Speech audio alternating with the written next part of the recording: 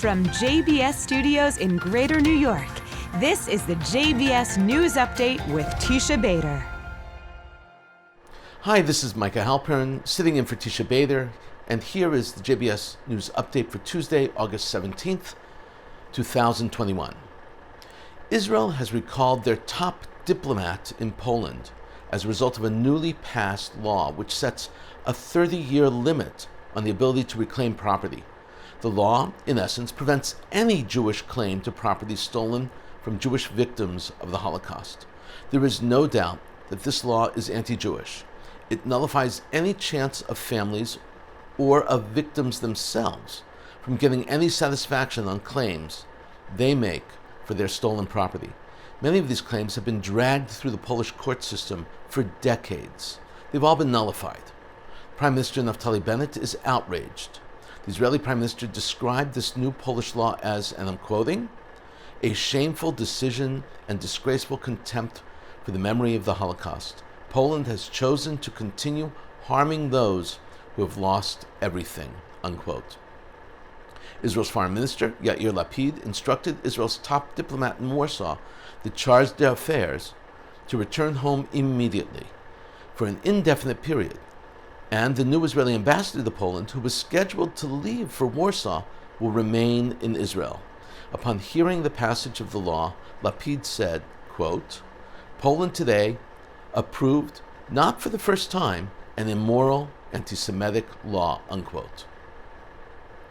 Every tourist in Israel and every person living in Israel dreams of finding a valuable piece of history while walking or digging through the country's many excavation sites. Of course, the likelihood of discovering a major find is next to nil. Bones, burnt wood, broken shards of pottery are often unearthed by the inexperienced, but actually finding something significant in a site that has already been excavated and is open to tourists is practically unheard of. But sometimes dreams do come true.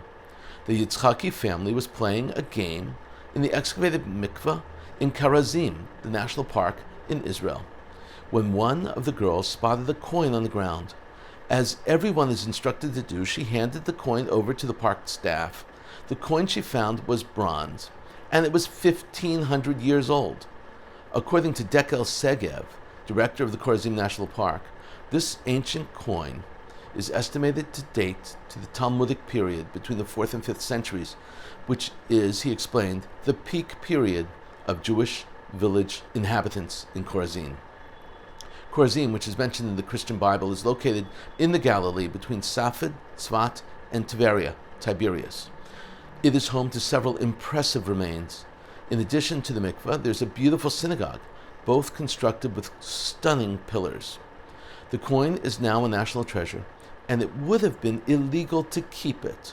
In all probability, the family will be awarded a public honor for finding this remnant of archaeological history. The U.S. withdrawal from Afghanistan and the country's complete takeover by the Taliban will have a significant impact on the Middle East. A Jerusalem Post editorial explains that Israel has twice unilaterally withdrawn from areas, once in Lebanon and once from Gaza. Israel has experience with withdrawals, and from that experience, Israel has learned that withdrawals never go as planned.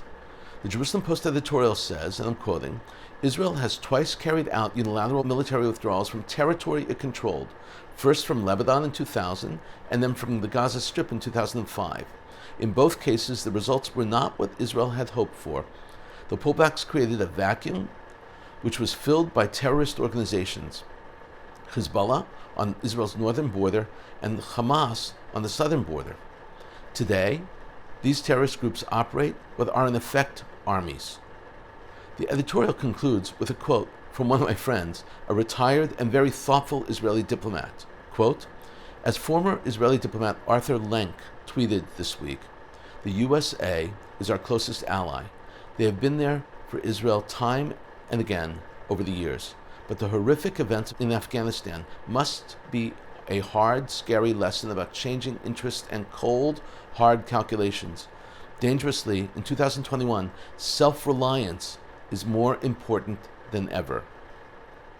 And here's a look at our programming for tonight on JBS, Tuesday, August 17th, 2021. At 7, it's the story of how a story at the Shabbat dinner became a feature film. At 7:30, we hear from leading young Jewish philanthropists.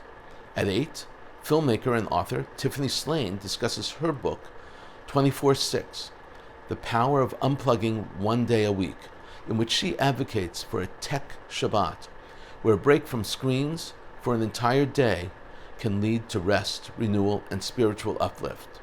At 9, Mark Golub sits down with Rabbi Emeritus of Congregation Shearith Israel, the historic Spanish-Portuguese Synagogue in New York, Rabbi Dr. Marc Angel on L'chaim.